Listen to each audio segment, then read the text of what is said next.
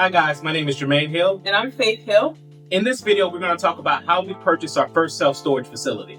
We're going to talk about how we found the deal, the numbers behind the deal, and how we financed and funded the deal. With our first facility, how we found it was we put in a bid for a facility that was located out on the eastern shore of Virginia. At the time, we did live in Virginia, so we were looking within the state for our first facility. Well, we put in a bid. We liked this facility because it looked like it fit the criteria we were looking for, but we lost out on that first bid.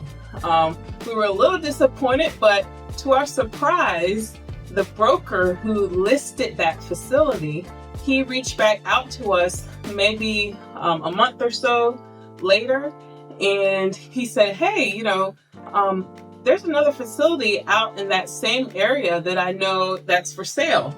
And just curious to see if it might be something that fits your criteria. So we said, sure, send it over. We'd love to take a look at it. And when we looked at it, yes, it fit. It checked all the boxes of a facility that we were looking for. So we were really excited about that opportunity that came our way. And we gave that broker a call back and let him know that we wanted to seriously look at it further and submit a letter of intent on that facility. What made this deal work for us? What were the numbers behind this deal? This was a 158 unit facility with a mobile home that was being rented out by the previous owner for $745 a month.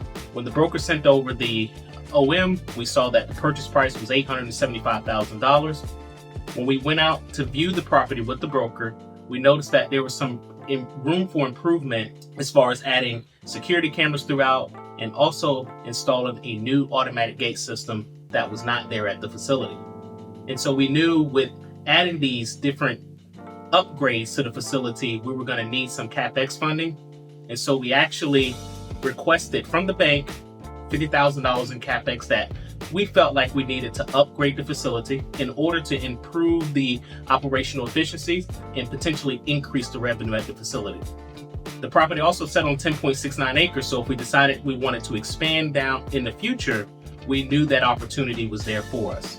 And so these are some of the items that made this a great value for us and a great opportunity for us to buy the self-storage facility, and that's why we decided to do it. Our first impressions of the facility when we first went out there to start doing due diligence was very interesting.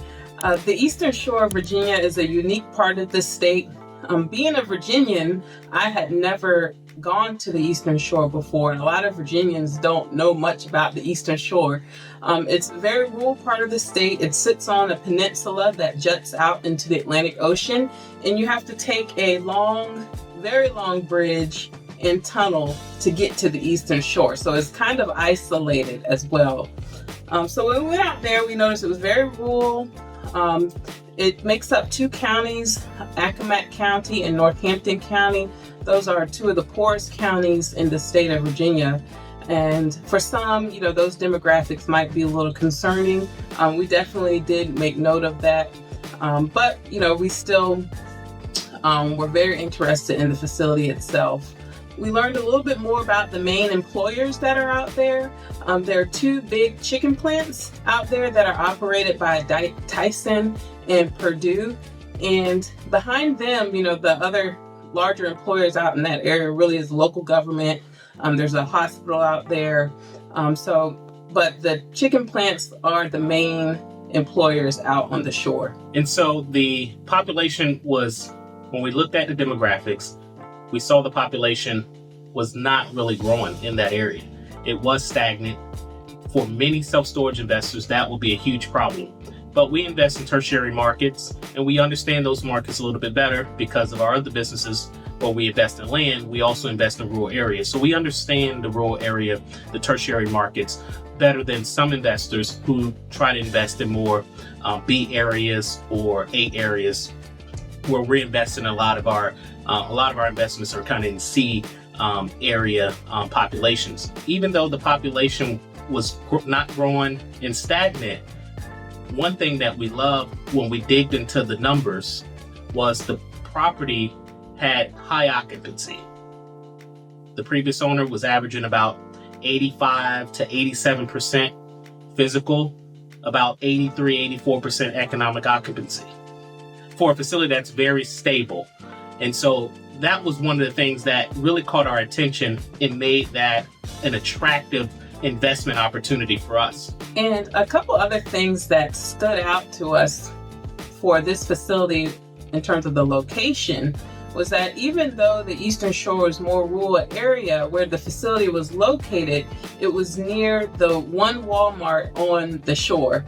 And so we knew that a lot of the locals who lived there would be traveling very close to the facility to do their daily errands. And so we did like that for the location. And it was also visible from one of the most heavily trafficked roads on the Eastern Shore as well. So when we add in all of those different factors for the facility, when we digged into the numbers a little bit, we digged into the demographics, we digged into the statistics of that population of the facility, we knew that, hey, even though there's some cons, there's some things that we don't like about what we're seeing, but there's a lot of upside, a lot of pros, and we felt like it was a valuable asset to go after and for us to purchase. So how do we finance this self-storage property? Well, we actually looked up 3 banks and we reached out to 3 banks. One of our local banks in the Richmond area we reached out to, Sana Bank. We reached out to BB&T out in the Eastern Shore, even though they're kind of more of a regional bank. And we also reached out to Live Oak Bank, who's very familiar with self-storage. But the loan product that we were looking for was the SBA 7A loan product. So we reached out to banks that understood that product. We had 2 commitment letters from Live Oak Bank and BB&T. Both of them came back and said that they would give us or approve us for SBA 7A loan product. And so we looked at both of them, and BB&T won out. They had the better terms for us and what we were actually looking for. They came in with a lower interest rate. And we felt like that would be a great opportunity for us to partner up with a bank that was more local to that area, even though it's a more regional bank, but we did reach out to someone that's more local to the Eastern Shore. Well, that summarizes how we found and purchased our first self-storage facility. In our next video, we're going to talk a little bit about operations, how we transitioned ownership and how we operated that first facility. So definitely come back to check out our next video on our first self-storage facility. Until next time.